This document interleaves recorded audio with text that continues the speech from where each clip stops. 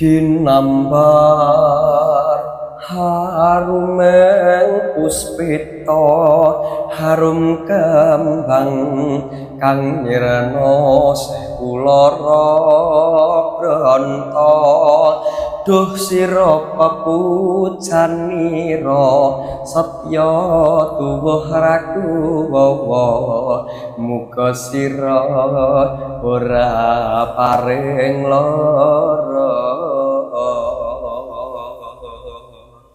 nyawang rambulan kang padhang kaya dene semu kang endah sinawang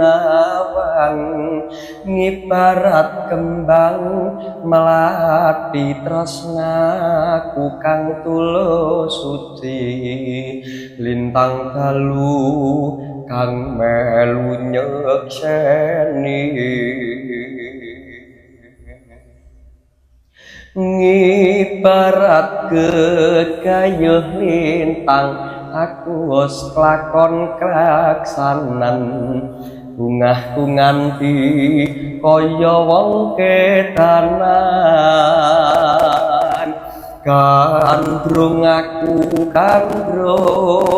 gandrungi parasmu esem kuyumu hanggledang mreng pikirku sumunar cahya netramu agawe kangen atiku mongko sira pepujane atiku ngibarat gegayuh lintang aku wis klakon klaksanan bungahku nganti kaya wong kedanan gandrung aku gandrungi parasmu esem kuyumu hanggledang mreng pikirku sumunar cahya netramu agawe kangen atiku mongko sira pepujane atiku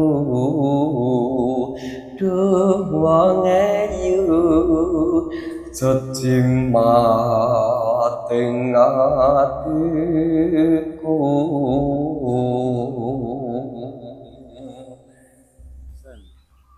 Assalamualaikum warahmatullahi wabarakatuh. Jangan lupa di follow IG, TikTok saya, terutama juga YouTube saya yang bernama MZ Bondan.